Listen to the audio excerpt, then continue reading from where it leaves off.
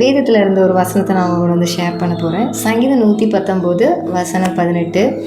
உமது வேதத்தில் உள்ள அதிசயங்களை நான் பார்க்கும்படிக்கு என் கண்களை திறந்தருளும்.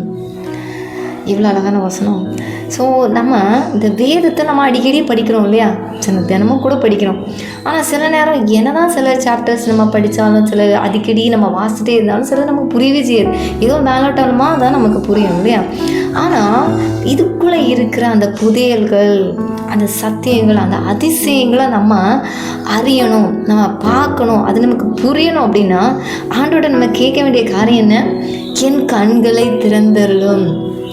இதை நம்ம கேட்கணும். தாவீது இதை தான் கேட்டிருக்காரு, ஆண்டவரே என் கண்களை திறந்தருளும் அப்படின்னு நம்ம கேட்கும்போது ஆண்டவர் நம்முடைய கண்களை திறக்க வல்லவராக இருக்கு. ஆண்டவர் கண்களை திறந்து வச்சிருந்தாருன்னா அது உண்மையாகவே அதுக்குள்ளே என்ன இருக்குது அப்படிங்கிறது நமக்கு புரியும். அந்த புதையல் நமக்கு ஏதோ ஒரு இவ்வளோ நாள் பார்த்துட்டு நமக்கு கிடைக்கலையே, இவ்வளோ நாள் நம்ம வாசிக்கிறோம், இது நமக்கு புரியலையே அப்படிங்கிறது திடீர்னு நமக்கு அது புரியும் போது, நம்முடைய கண்களை ஆண்டவர் திறக்கும்போது நமக்கு அது புரியும்.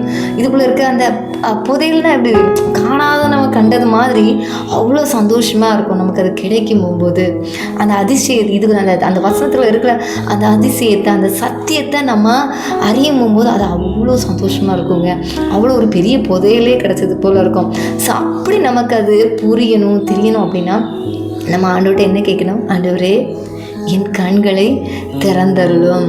வேதத்தில் இந்த வசனத்தை சொல்லியிருக்க மாதிரி உங்களுடைய வேதத்தில் உள்ள அதிசயங்களை நான் பார்க்கும்படிக்கு என் கண்களை திறந்தருளுங்கப்பா அப்படின்ட்டு நம்ம கேட்கணும்.